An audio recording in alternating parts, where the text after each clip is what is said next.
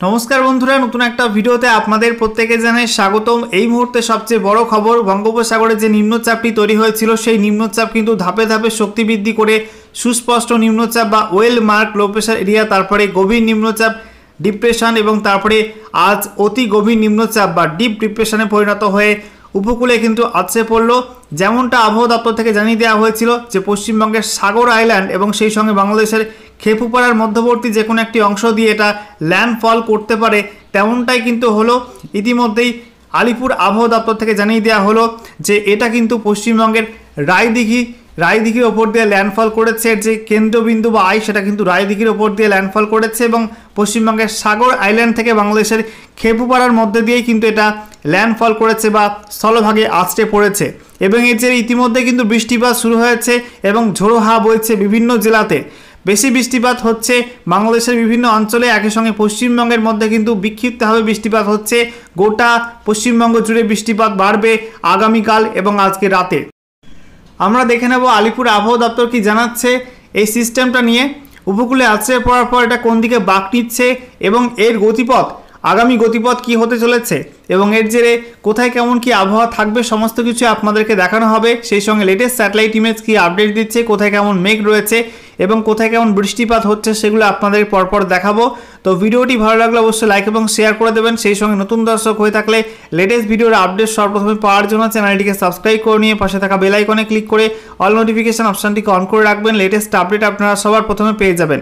আর এই মুহূর্তে ভিডিওটি আপনি কোন জেলা থেকে দেখছেন অবশ্যই কিন্তু জেলার নাম কমেন্টে জানাবেন। আর সেই সঙ্গে আপনাদের জেলায় এই মুহূর্তে আবহাওয়া কেমন অবশ্যই কিন্তু কমেন্টে লিখতে ভুলবেন না। শুরুতে আমরা দেখে নেব আলিপুর আবহাওয়া দপ্তর কি জানাচ্ছে। দেখতে পাচ্ছেন বলা হয়েছে অতি গভীর নিম্নচাপ রায়দিঘির কাছ দিয়ে পশ্চিমবঙ্গ এবং সংলগ্ন বাংলাদেশ উপকূল অতিক্রম করেছে। পশ্চিমবঙ্গ বাংলাদেশ উপকূলের কাছাকাছি উত্তর পশ্চিম বঙ্গোপসাগরের ওপর অবস্থানরত অতি গভীর নিম্নচাপটি গত 6 ঘন্টায় 22 কিমি প্রতি ঘন্টা বেগে প্রায় উত্তরমুখে অগ্রসর হয়ে আজ 29শে মে 2025 সকাল 10:30 থেকে 11:30 এর মধ্যে সাগরদ্বীপ, ভারতের সাগরদ্বীপ এবং খেপুপাড়া, বাংলাদেশের খেপুপাড়ার মধ্যবর্তী উপকূল অঞ্চল রায়দিঘির কাছ দিয়ে অতিক্রম করেছে, এমনটা জানিয়ে দিল আলিপুর আবহাওয়া দপ্তর। এরপরে দেখুন বলা হয়েছে আজ সকাল 11:30 এটা পশ্চিমবঙ্গ বাংলাদেশ উপকূলের ওপর অক্ষাংশ 22 ডিগ্রি উত্তর এবং দ্রাঘিমাংশ 88.4 ডিগ্রি পূর্বের কাছাকাছি রায়দিঘির কাছে অবস্থান করছিল।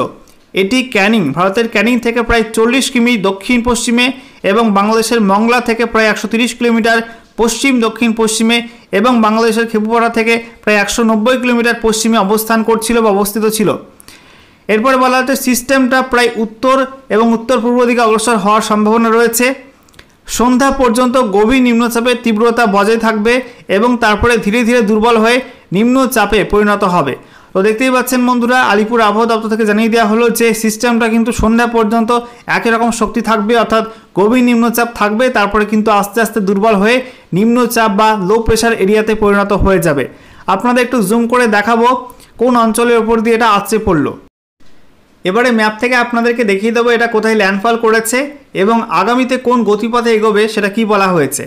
তো দেখুন আজকে 29শে মে যেটা বলা হয়েছে এটা কিন্তু আছড়ে পড়েছে পশ্চিমবঙ্গ এবং বাংলাদেশ উপকূলের মধ্যবর্তী অংশ দিয়ে কিন্তু এটা ল্যান্ডফল করেছে এবং এর যে সেন্টার পয়েন্ট সেটা কিন্তু পশ্চিমবঙ্গের রায়দিঘির ওপর দিয়ে গেছে এবং এটা আস্তে আস্তে উত্তর পূর্ব দিকে সরবে এবং দেখতেই পাচ্ছেন দক্ষিণ 24 পরগনা পশ্চিমবঙ্গের, তারপর উত্তর 24 পরগনা হয়ে তারপরে নদিয়া ঘেঁষে কিন্তু বাংলাদেশের মধ্যে প্রবেশ করবে।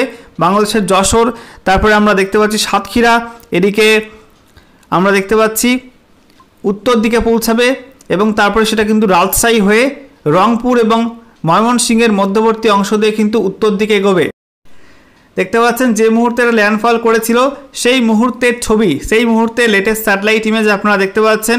যে মুহূর্তে পশ্চিমবঙ্গ এবং সংলগ্ন বাংলাদেশ উপকূলে এটা অতিক্রম করে সেই মুহূর্তের ছবি আমরা দেখতে পাচ্ছি। গোটা বাংলাদেশ জুড়ে কিন্তু পুরো মেঘে ঢাকা, পশ্চিমবঙ্গের দক্ষিণের জেলাগুলো কিন্তু মেঘলা মেঘলা আকাশ, বিশেষ করে বাংলাদেশ লাগোয়া মুর্শিদাবাদ, নদিয়া, উত্তর এবং দক্ষিণ 24 পরগনায় ভারী মেঘ এবং সেই সঙ্গে গোটা বঙ্গোপসাগর জুড়ে কিন্তু মেঘ রয়েছে, নিম্নচাপের মেঘ।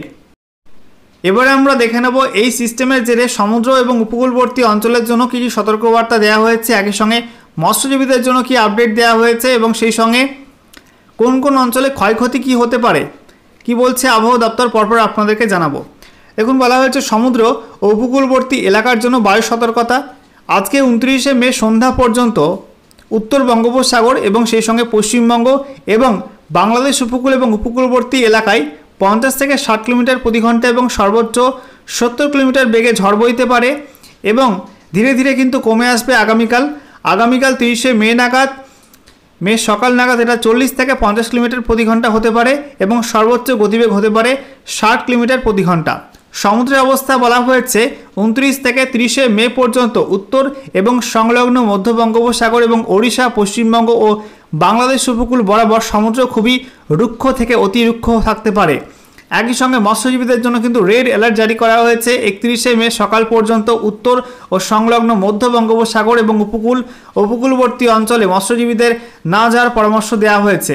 একই সঙ্গে বন্দর সতর্কতা বলা হয়েছে হলদিয়া ও কলকাতা বন্দরে স্থানীয় সতর্কতা সংকেত নাম্বার 3 এবং সাগর দ্বীপে আংশীয় সংকেত নাম্বার 1 উত্তোলন করা হয়েছে। এছাড়া আমরা দেখে নেব কি কি ক্ষয়ক্ষতি হতে পারে, যেটা বলা হচ্ছে উপকূলবর্তী জেলায় কলা, পেঁপে, সজনে এই সমস্ত গাছ ভেঙে পড়তে পারে।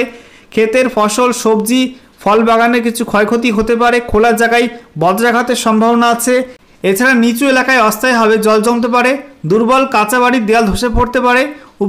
উপকূলবাহিত কার্যক্রম ব্যাহত হতে পারে। ছোট নৌকা, ট্রলার এবং জাহাজ প্রভাবিত হতে পারে। শহর অঞ্চলে যানজট হতে পারে। একই সঙ্গে উত্তরবঙ্গে পাহাড়ি এলাকায় নিচু মেঘ বা উপত্যকার কুয়াশার কারণে দৃশ্যমানতা 1 কিলোমিটার কম হতে পারে।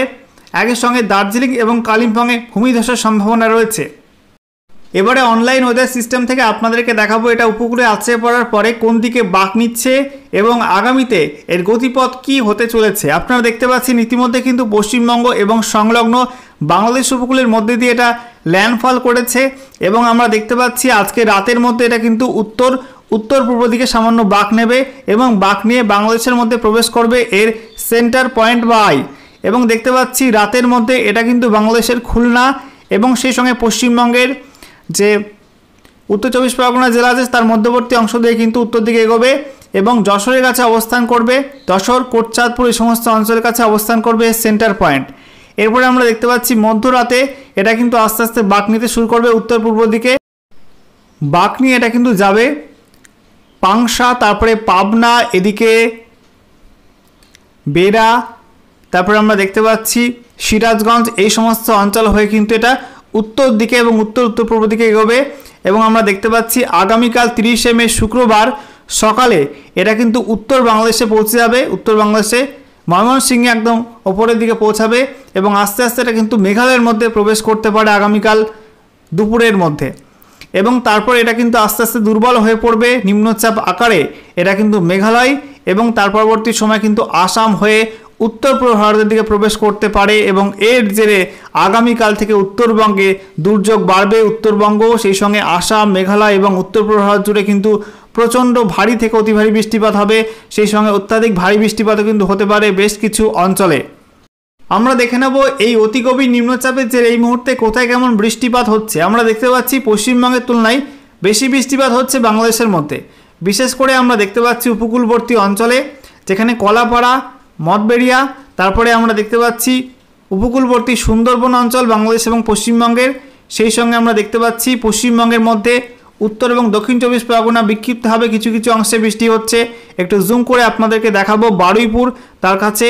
একই সঙ্গে আমরা দেখতে পাচ্ছি জয়নগর, মাজিলপুর, এদিকে হাবড়া এই সমস্ত অংশে কিন্তু বিক্ষিপ্ত বৃষ্টি হচ্ছে। একই সঙ্গে উপকূলবর্তী অঞ্চলগুলি যেগুলো রয়েছে বাংলাদেশের সেখানেও কিন্তু বৃষ্টিপাত ভালো মতো হচ্ছে। এছাড়া আমরা দেখতে পাচ্ছি নদিয়াতেও কিন্তু কিছুটা বৃষ্টিপাত হচ্ছে এবং সেই সঙ্গে বেশি বৃষ্টিপাত লক্ষ্য করা যাচ্ছে বাংলাদেশের মধ্যে, বিশেষ করে ঢাকা এবং সংলগ্ন অঞ্চল, সেই সঙ্গে ফরিদপুর, দোহার, মুন্সিগঞ্জ, তারপরে শিবালয়া, এদিকে পাকশা, মাগুরা, আলমডাঙ্গা, পাবনা, বেড়া এই সমস্ত অংশে কিন্তু বেশ ভালো মতো বৃষ্টিপাত শুরু হয়েছে। ভারী বৃষ্টিপাত, কোথাও কোথাও অতি ভারী বৃষ্টিপাত শুরু হয়েছে। তবে পশ্চিমবঙ্গের জেলাগুলো কিন্তু মেঘাচ্ছন্ন আকাশ, বৃষ্টি কিন্তু অনেকটা কম রয়েছে। আজকে রাতের মধ্যে কিন্তু পশ্চিমবঙ্গের বিভিন্ন জেলায় বৃষ্টি বাড়তে পারে এবং আমরা দেখতে পাচ্ছি নদিয়া, মুর্শিদাবাদ এবং সেই সঙ্গে উত্তর এবং দক্ষিণ 24 পরগনার যে সীমান্তবর্তী অঞ্চল রয়েছে সেখানে কিন্তু বৃষ্টিপাত ইতিমধ্যে শুরু হয়ে গেছে। রাতের মধ্যে মুর্শিদাবাদে ভারী বৃষ্টিপাত হতে পারে, কারণ আমরা দেখতে পাচ্ছি এই যে বৃষ্টির মেঘ সেগুলো কিন্তু আস্তে আস্তে পাক খেতে খেতে নদিয়া এবং মুর্শিদাবাদের দিকে প্রবেশ করছে এবং তার যে রাতের মধ্যে কিন্তু নদিয়া, মুর্শিদাবাদে ভারী বৃষ্টিপাত হতে পারে। এছাড়া আমরা দেখতে পাচ্ছি উত্তরবঙ্গে কিন্তু এই মুহূর্তে খুব একটা বৃষ্টিপাত হচ্ছে না, তবে আগামীকাল থেকে উত্তরবঙ্গে বৃষ্টি বাড়বে, ভারী বৃষ্টি, কোথাও কোথাও অতি ভারী বৃষ্টি হতে পারে। একই সঙ্গে আমরা দেখতে পাচ্ছি ত্রিপুরাতে কিন্তু বৃষ্টিপাত হচ্ছে, বাংলাদেশের মতো কিন্তু ত্রিপুরাতেও বৃষ্টিপাত হচ্ছে। একই সঙ্গে আমরা দেখতে পাচ্ছি শিলংয়ে বৃষ্টি হচ্ছে, মেঘালয়ের, আর আসামের মধ্যে হোজাই, তারপরে লামডিং, এছাড়া আমরা দেখতে পাচ্ছি নাগওয়ান, দিমাপুর, এই সমস্ত অংশে কিন্তু বৃষ্টিপাত হচ্ছে।